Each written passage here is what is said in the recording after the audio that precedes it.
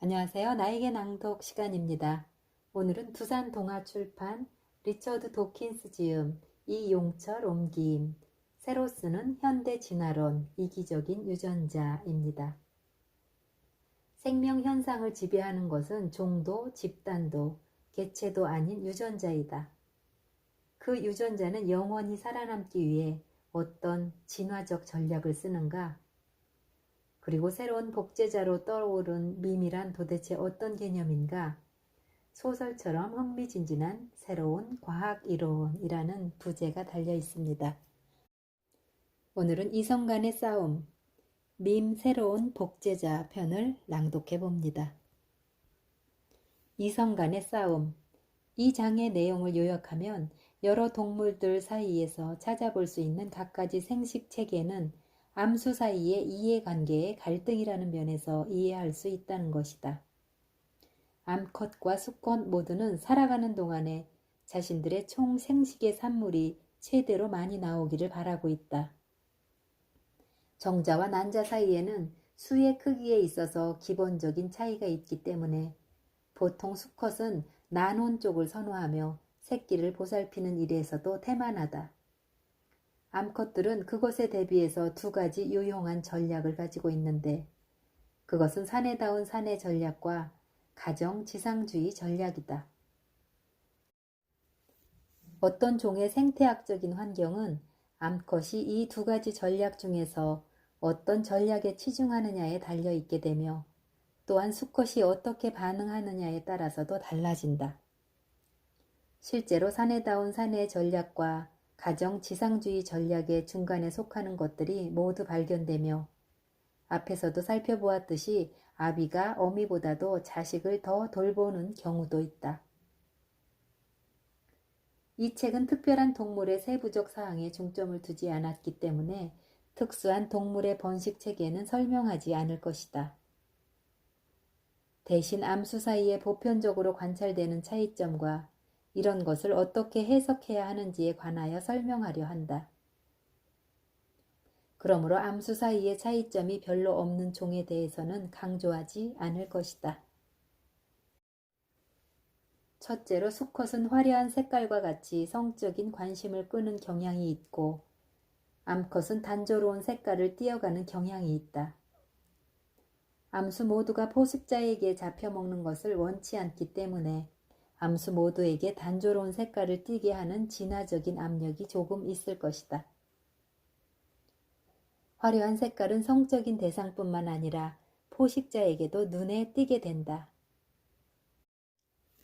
유전적으로 이야기하면 이것은 화려한 색깔에 대한 유전자가 단조로운 색깔의 유전자보다 포식자에게 당할 가능성이 더 크다는 것을 의미한다. 한편으로는 단조로운 색깔에 대한 유전자는 화려한 색깔의 유전자보다 다음 세대에 전해질 가능성이 적은데 단조로운 색깔의 개체는 교미할 배우자의 관심을 끌기가 매우 힘들기 때문이다. 그래서 두 가지 상반되는 선택에 압력이 있게 된다. 포식자는 유전자 풀에서 화려한 색깔의 유전자를 제거하려는 경향이 있으며 성적인 배우자는 단조로운 색깔의 유전자를 없애려는 경향이 있다. 아주 많은 경우에서처럼 효과적인 생존 기계는 상반되는 선택의 압력을 잘 조화시켜 나가는 존재로 간주될 수 있다. 여기에서 흥미를 끄는 점은 수컷이 조화시킬 수 있는 최적의 상태와 암컷이 조화시킬 수 있는 최적의 상태는 다르다는 점이다. 정자는 수에 있어서는 난자를 훨씬 능가한다. 그러므로 어떠한 난자라도 성적인 결합을 할 수 있는 가능성이 정자보다 더 크다. 난자는 가치 있는 자원이기 때문에 암컷은 자기의 난자를 수정시키기 위해 수컷처럼 성적인 관심을 끌려고 야단스럽게 노력할 필요가 없다. 수컷은 여러 암컷들로 하여금 자신의 자식을 낳게 할 수가 있다. 수컷은 자기의 꼬리가 포식자의 눈에 띈다든가 덤불에 얽혀서 얼마 살지 못할지라도 죽기 전에 수많은 자식을 볼 수 있다. 관심을 끌지 못하거나 단조로운 색깔의 수컷은 암컷과 마찬가지로 오래 살 수는 있을지 몰라도 자식이 별로 없어서 자기의 유전자가 제대로 전해지지 못한다. 이 세상을 얻고서도 자기의 유전자를 잃어버리면 수컷에게 무슨 이득이 되겠는가? 또 다른 공통되는 성의 차이는 암컷이 수컷보다 더 까다롭다는 것이다. 이러한 까다로움이 있는 이유 중에 하나는 다른 종과의 교접을 피하려는 필요에 의해서이다. 교잡은 여러 가지 이유에서 바람직하지 못하다. 사람이 양과 교잡한다면 수정이 되지 않으며 따라서 손해도 되지 않는다. 그러나 말과 당나귀처럼 좀 더 가까운 종끼리 교잡을 하게 되면 암컷의 입장에서 희생은 적은 것이 아니다. 노새의 배가 형성될 것이며 11달 동안 어미의 자궁에 있게 된다. 태반을 통해서 들어가게 되는 영양분을 만들기 위한 음식은 물론 나중에 우유와 같은 많은 양의 부모의 투자가 필요하게 되며 무엇보다도 다른 자식을 키울 수 있는 시간을 빼앗긴다는 점이다. 이 같은 투자에도 불구하고 노새는 생식 능력이 없다. 이것은 아마도 말과 당나귀의 염색체가 홀쭉하고 강인한 노새의 몸을 만들기 위해서는 협조가 잘 되지만 감수 분열 시기에는 분열이 안 되는 것이기 때문인 것 같다. 그 정확한 이유가 무엇이건 간에 노새를 키우는 데 들인 어미의 상당한 투자는 어미의 유전자의 입장에서는 쓸데없이 허비된 셈이다. 당나귀 암컷의 말이 아닌 또 다른 당나귀와 교미하기 위해 매우 조심한다. 유전적으로 얘기하면 신체여, 당신이 암컷이라면 당나귀이든 말이든 상관없이 교잡하라 하고 명령하는 유전자는 그 자신이 노새의 막다른 몸에 있다는 것을 발견하게 된다. 그리고 새끼 노새에 대한 어미의 투자는 노새를 생식 능력이 있는 노새로 키우려는 어미의 능력에서 벗어난다. 다른 한편으로는 수컷은 다른 종과 교잡하게 되더라도 잃는 것이 별로 없다. 얻는 것도 또한 없겠지만 수컷은 성적인 배우자를 선택하는 데 있어서 덜 까다로울 것이라고 우리는 기대할 수 있다. 이러한 현상은 실제로 입증이 된다. 같은 종 사이에서도 까다롭게 되는 이유가 있다. 교잡과 마찬가지로 근친 교배는 유전자에게 심각한 화를 불러일으키는 것 같다. 이 경우 치사 그리고 반치사, 열성 유전자가 숨겨지지 않고 드러나게 된다. 이때에도 암컷은 수컷보다 잃는 것이 많게 되는데 어느 특정한 자식에 대한 투자가 더 커지기 때문이다. 근친 교배가 금기시되는 곳에서는 암컷이 수컷보다 금기를 지키는 정도가 더욱 강할 것이라고 추측할 수 있다. 근친의 관계에 있어서는 더 늙은 배우자가 상대적으로 더 적극적인 착수자가 되는 것으로 여겨진다. 그러므로 근친의 결합에서는 수컷이 암컷보다 나이 많은 경우가 더 흔한 일이다. 즉 아버지와 딸의 관계가 어머니와 아들의 관계보다 더 흔한 일일 것이다. 형제와 자매의 관계는 그 중간쯤 될 것이다. 일반적으로 수컷이 암컷보다 더 난잡하다. 암컷은 상대적으로 느린 속도로 한정된 수의 난자를 만들기 때문에 다른 수컷과 여러 번 교미해서 얻을 수 있는 것이 별로 없다. 다른 한편으로 수컷은 매일 수백만 개의 정자를 만들어낼 수 있으므로 난잡한 교미를 통해서 얻는 것이 많다. 암컷의 경우 과다한 교미로 인해서 약간의 시간과 에너지를 빼앗기는 것 외에는 큰 희생은 없지만 긍정적인 이익은 되지 못한다. 한편 수컷은 아무리 많은 교미를 한다 해도 결코 충분하다고 말할 수 없다. 수컷에게 과다라는 말은 아무런 의미가 없다. 여러 가지 진화적인 논쟁거리들을 이야기하면서 필자는 인간에 대해서는 공개적으로 이야기하지 못했는데 이제 우리는 우리 자신과 우리의 경험을 되돌아보지 않을 수 없다. 수컷이 장기간의 충성의 기미가 보이는 어떤 증거를 보여줄 때까지 암컷은 교미를 허락하지 않으려 한다는 생각은 심금을 울린다. 이것은 인간의 여자가 사내다운 사내 전략보다는 가정 지상주의 전략을 따를 것이라는 것을 암시한다. 대부분의 인간 사회는 일부 일처제이다. 우리 인간 사회에서는 양쪽 부모 모두의 투자는 크고 또한 그다지 불공평하지도 않다. 보통 아버지보다는 어머니가 자식을 위해서 직접적으로 하는 일이 많다. 그러나 아버지 또한 자식에게 쏟아부을 물질적 자원을 제공한다는 간접적인 의미에서 열심히 일한다. 한편 어떤 사회에서는 난원의 풍습이 있고 어떤 사회는 첩을 둘 수도 있다. 인간 사회의 이러한 놀라운 다양성은 인간의 생활 방식이 유전자에 의하기보다는 문화에 의해서 주로 결정된다는 것을 암시한다. 그러나 인간이 남성이 보통 난원을 좋아하고 여성이 일부 일처제를 좋아하는 경향을 진화적 관점에서 짐작할 수 있는 가능성은 여전히 남아있다. 다른 동물 사회에서는 생태학적인 세부 사항에 의해서 결정되듯이 이런 특정한 사회에서 위의 두 경향 중 어느 것이 성행하느냐는 문화적 배경에 의해서 좌우된다. 우리 사회에서 정말 기이하게 보이는 특징은 성의 광고에 관한 일이다. 앞에서도 살펴보았듯이 성을 광고하는 쪽이 수컷이고 가만히 있는 쪽이 암컷이라는 점을 우리는 진화적 배경으로부터 설명할 수 있다. 이 점에서 현대인은 의심할 나위 없이 예외적이다. 남자가 화려하게 옷을 입고 여자가 단조롭게 옷을 입는 경우도 물론 있지만 평균적으로 우리 사회에서는 공작의 꼬리 같은 사치품은 남성이 아니라 여성이 달고 다닌다는 사실은 의심의 여지가 없다. 여성은 얼굴에 화장을 하며 가짜 속눈썹을 붙인다. 배우나 동성 연애자 등을 제외하고는 대부분의 남성들은 그러지 않는다.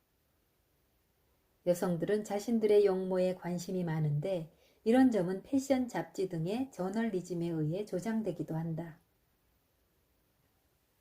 남성 잡지는 성적인 매력 따위에는 관심이 덜하다. 옷과 용모에 비상한 관심이 있는 남성은 때때로 남성인지 여성인지를 의심받게 된다. 여성들이 화제의 대상이 되면 성적 매력이나 그 부족함이 끊임없이 언급되는 것 같다. 말하는 사람이 남성이든 여성이든 간에 상관없이 그러하다. 반면에 남성이 화제에 오를 때 사용되는 형용사는 성과 아무 상관없는 말이 거의 대부분이다.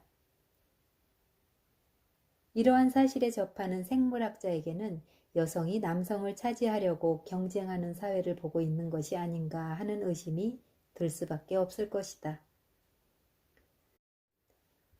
풍조의 경우에는 수컷을 차지하려고 경쟁할 필요가 없기 때문에 암컷이 화려하지 않다고 결론을 내린 바 있다. 수컷이 화려하게 꾸미고 과장된 행동을 하는 이유는 암컷이 필요하기 때문이며 또한 암컷이 까다롭게 굴기 때문이다. 풍조의 암컷이 필요한 이유는 난자가 정자보다 더 귀하기 때문이다. 인간 사회의 현대 남성은 어떤가? 남성들이 정말로 까다롭게 굴고 반대로 여성들이 성적인 대상을 요구하며 찾으러 다니는 존재가 되었는가? 만약 그렇다면 그 이유는 무엇일까? 밈, 새로운 독재자. 종교적 밈의 복합체 중에 다른 하나가 신앙이다. 신앙이란 증거가 없어도 맹목적으로 믿는 것을 말한다. 예수의 제자 가운데 하나인 의심 많은 도마의 얘기가 자주 언급되는 이유는 그와 대조적인 다른 제자들을 부각시키기 위한 것이다. 도마는 증거를 요구했다. 어떤 종류의 밈에게는 증거를 보고자 하는 경향보다 더 치명적인 것은 없다.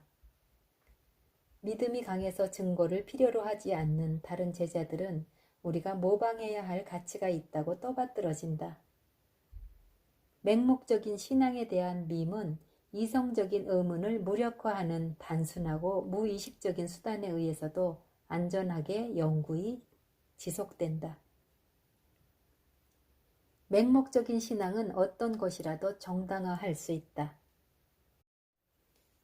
어떤 사람이 다른 신을 믿거나 또는 같은 신을 믿지만 다른 종교 의식을 행하는 경우 맹목적인 신앙은 그가 십자가에서 혹은 화형으로 혹은 십자군의 칼에 의해서 혹은 총살당하여 죽어야 한다고 부르짖곤 한다. 맹목적인 신앙에 대한 밈은 자신을 전파시키는 데 있어서 무정하고 냉혹한 방식을 따른다. 이것은 종교적인 광신에서 뿐만 아니라 정치적인 맹종에서도 발견할 수 있는 사실이다. 밈과 유전자는 보통 서로를 강화시키지만 때로는 적대적인 관계가 되기도 한다. 예를 들어 독신의 습관은 아마도 유전적으로 전해진 것은 아닐 것이다. 독신에 대한 유전자는 사회적 곤충에서 볼 수 있는 바와 같은 특수한 환경을 제외하면 유전자 풀에서 실패할 운명을 타고났다. 그러나 여전히 독신에 대한 밈은 밈의 풀에서 성공적이다. 예를 들어 밈의 성공은 사람들이 그것을 남에게 전달하기 위해 얼마나 많은 시간을 소비하느냐에 달려있다고 생각해보자. 밈의 입장에서는 밈을 전달하기 위해 쓰이는 시간 이외에 다른 일에 쓰이는 시간은 모두 시간 낭비로 간주될 것이다. 성직자가 독신에 대한 밈을 어떻게 살아야 할지를 아직 결정하지 못한 젊은 소년에게 전달한다고 가정해보자. 전달되는 매체는 여러 종류의 인간의 영향, 말이나 글, 개인적인 경험 등등이다. 논의의 편의를 위해서 성직자가 결혼을 하게 되면 그의 신도들에게 미치는 영향력이 줄어든다고 가정해보자. 왜냐하면 결혼한 성직자는 그의 시간과 노력을 결혼 생활에 많이 할애할 것이기 때문이다. 이것은 실제로 성직자들 사이에서 독신이 주장되는 공식적인 이유가 되고 있다. 물론 이와는 정확히 반대의 생각이 독신에 관련된 유전자에게는 꼭 들어맞는다. 만약 성직자가 밈을 위한 생존 기계라면 독신은 그를 도야시키는 유용한 특성이 된다. 독신은 상호 도움을 주는 종교적 밈의 거대한 복합체 중의 작은 일부이다. 함께 뭉쳐있는 밈의 복합체는 함께 뭉쳐있는 유전자 복합체와 똑같은 방법으로 진화한다고 필자는 추측한다. 자연 선택은 자신의 이익을 위해 문화적 환경을 잘 활용하는 밈에게 이롭게 작용한다. 문화적 환경 또한 선택되어 남겨진 다른 밈들로 구성되어 있다. 그러므로 밈의 풀은 진화적으로 안정된 세트를 갖게 되는 속성이 있어서 새로운 밈이 침입해 들어가기가 어렵게 되어 있다. 지금까지는 밈에 대해서 다소 부정적으로 얘기했는데 사실은 즐거운 면도 있다. 우리가 죽을 때 우리는 두 가지를 남길 수 있는데 그것은 유전자와 밈이다. 우리는 유전자 기계로서 우리의 유전자를 다음 때에 전달해 주도록 만들어졌다. 그러나 우리의 그러한 면은 3대가 지나면 잊혀진다. 당신의 아이는 물론 손자까지도 당신의 얼굴 모양과 음악적 재능과 머리카락의 색깔을 닮았을 것이다. 그러나 한 세대에 한 세대가 지날수록 당신의 유전자는 절반씩 줄어든다. 긴 세월이 걸리지 않아 당신의 유전자는 무시해도 좋을 만한 비율이 될 것이다. 우리의 유전자는 영원할 것이지만 쉽게 흩어지고 만다. 엘리자베스 2세는 첫 번째 영국의 왕인 정복자 윌리엄의 직계 후손이다. 그러나 그녀의 몸 안에는 그 옛 왕의 유전자가 단 하나도 없을 수 있다. 생식에서 영원 불멸을 기대할 수는 없다. 그러나 당신이 세계의 문화에 기여한다면, 즉 당신이 좋은 사상을 전파한다거나 작곡을 한다거나 기계 장치를 발명한다거나 시를 쓴다거나 하면 당신의 유전자가 공동의 풀에 용해된 한참 후까지도 그것은 손상되지 않은 채로 존재하게 될 것이다. 윌리엄스가 지적한 대로 소크라테스의 유전자는 지금 이 세상에는 한두 개 정도만 겨우 남아있을지 모른다. 그러나 무슨 상관이 있는가? 소크라테스, 레오나르도 다빈치, 코페르니쿠스 등의 밈의 묘값제는 여전히 강력하게 남아있다. 밈에 대한 이론을 필자가 얼마나 발전시켰는지는 모르지만 다시 한번 강조하고 싶은 중요한 점이 있다. 우리가 문화의 진화와 그것의 생존의 가치를 살펴볼 때 우리가 어떤 것의 생존을 얘기하고 있는지 명백히 해야 한다. 우리가 살펴보았듯이 생물학자들은 유전자의 수준에서 유리한 점을 찾는 데 익숙해 있다. 지금까지 생각해 보지 못했던 것은 문화적 특성은 그 자체가 가지고 있는 방법으로 진화할 수 있는 것인데 그 이유는 단순히 그 자체에 유리하기 때문이다. 우리는 종교, 음악, 춤과 같은 문화의 특성에서 관습적으로 생물학적인 생존의 가치를 찾을 필요는 없다. 일단 유전자가 그들의 생존 기계의 빠른 모방을 가능케 하는 뇌를 제공하면 그 다음에는 자동적으로 밈이 역할을 이어받게 될 것이다. 모방은 유전자에게도 유리하다고 가정하는 것이 도움이 될지 모르지만 그런 가정은 불필요하다. 중요한 점은 뇌는 모방을 할 수 있는 능력을 갖추고 있으며 밈은 그러한 뇌의 능력을 마음껏 이용하면서 진화한다는 점이다. 이제 새로운 복제자에 대한 얘기를 끝내고 주목할 만한 한 가지 소망을 얘기함으로써 이 책을 끝마치려 한다. 인간의 독특한 특징은 이것이 민과 관련해서 진화했을 수도 있고 그렇지 않을 수도 있는데 의식을 가지고 있으며 미래를 예견하는 능력이 있다는 것이다. 이기적인 유전자는 미래를 예견하는 능력이 없다. 그것들은 무의식적이고 맹목적인 복제자들이다. 어떤 조건 하에서 그들이 복제를 한다는 사실은 좋든 싫든 그들이 이 책에서 특별한 의미로 사용된 이기적이라고 부르는 성질로 진화하려는 경향이 있다는 것을 의미한다. 단순한 복제자에게서는 그것이 유전자이든 밈이든 단기적인 이익을 포기하는 것이 장기적으로는 이익이 된다는 점을 깨달아 실행하기를 기대할 수 없다. 이것은 공격성을 다룬 제5장에서 이미 살펴본 것이다.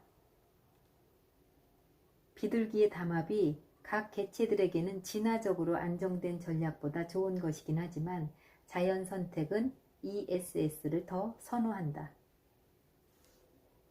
그러나 인간의 또 다른 특징은 순수하고 사심없고 진실된 이타주의의 능력을 들을 수 있을 것이다. 필자 자신도 그런 능력에 기대하는 바가 크지만 그 경우에 대해서는 논의하지 않을 것이며 그것에 대한 밈의 진화의 가능성에 대해서도 꼼꼼히 따져보지 않을 것이다. 여기에서 필자가 얘기하고 싶은 것은 비록 우리들이 어두운 면만 보고 개인들을 기본적으로 이기적인 존재로 생각한다 할지라도 의식을 가지고 미래를 예견할 수 있는 능력은 맹목적인 복제자에 의한 이기주의의 만연이라는 끔찍한 사태로부터 우리를 구할 수 있다는 것이다. 최소한 단기적인 이기적 이익보다는 장기적인 이기적 이익을 먼저 생각하는 마음가짐을 갖춰야 한다. 비둘기의 담합에 동참함으로써 장기적인 이익을 얻을 수 있으며 같이 모여 앉아서 그 담합의 방식에 대해 논의할 수도 있다. 우리는 우리의 탄생에 관련된 이기적 유전자와 의식의 주입과 관련된 이기적 밈을 좌절시킬 수 있는 능력이 있다. 심지어 자연계에서도 찾아볼 수 없고 세계 역사상에서도 여지껏 존재한 적이 없는 순수하고 사심 없는 이타주의를 기르고 가꾸는 방법에 대해서도 진지하게 논의할 수 있을 것이다.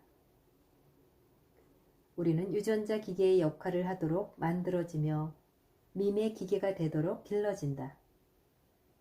그러나 우리에게는 우리를 창조한 자에 대항할 수 있는 힘이 있다. 이 지구상에서 우리 인간만이 유일하게 이기적인 복제자의 폭정에 반기를 둘 수 있는 것이다.